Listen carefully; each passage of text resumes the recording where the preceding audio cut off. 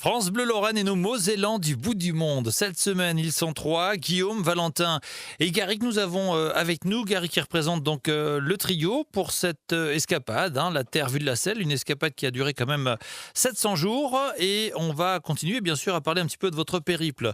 Alors, le long du parcours, bien sûr, vous avez un moment dû vous reposer, évidemment. Alors, c'était organisé comment? Vous aviez votre parcours établi jour après jour ou c'était finalement un peu à l'aventure? Comment ça se passait? Alors on fonctionnait, quand on arrivait dans un pays, on se faisait un parcours grosso modo avec les endroits qu'on avait envie d'aller voir. Et donc ces endroits qu'on avait envie d'aller voir, souvent des villes nous servaient de prochaines grosses étapes. Donc là, dans ces villes, on travaillait avec Couchsurfing pour se faire accueillir dans les endroits où c'est difficile de camper. Et puis après, entre chaque ville, que ce soit 2 jours de route ou parfois une semaine ou 10 jours, là c'était une fois que le soleil commence à disparaître, on sait qu'on a une demi-heure, 45 minutes pour trouver un campement et s'installer. De toute façon, c'est pratiquement impossible de prévoir où vous allez arriver le soir, parce que vous savez pas à quelle vitesse vous allez pédaler, si vous n'allez pas rencontrer une personne qui va vous faire perdre du temps, enfin pas perdre du temps, mais qui va, je ne sais pas, discuter avec vous pendant 2 heures, ce dont on était toujours preneur. Du coup, à aucun moment on avait des objectifs, il faut qu'on fasse 100 bornes, il faut qu'on fasse 150 bornes.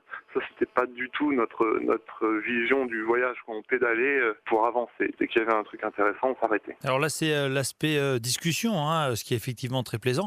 Mais d'un point de vue mécanique, technique plus précisément, il y avait beaucoup de crevaisons ou très peu finalement. Assez peu, assez peu. On avait tout notre matériel qui était fourni par notre sponsor Gitane, et ils nous ont filé vraiment ce qu'ils avaient de mieux. On a évidemment crevé des pneus, mais pas beaucoup. Et puis surtout, on n'a eu aucune grosse casse. Le peu de cyclotouristes qu'on a rencontrés dans d'autres pays étaient toujours impressionnés par le peu de casse qu'on avait. Donc je crois qu'on a eu beaucoup de chance à ce niveau-là aussi. Qu'est-ce que vous en gardez comme souvenir de ces nuits passées quelquefois à la Belle Étoile là? Bah, c'est absolument génial, on voudrait faire ça tous les jours. Vous endormez en regardant un ciel étoilé, il fait bon, vous vous réveillez avec le soleil. Non, si je pouvais faire ça tous les jours, je continuerais. On a fait une majorité de pays tropicaux où il faisait très chaud. On a eu froid en Chine, un peu au Vietnam, et puis après en Amérique du Sud, en Argentine, en Uruguay, là où on a eu très froid. Mais le reste du temps, c'était entre 35 et 45 degrés pendant 2 ans. Le retour en Moselle est plus difficile du coup.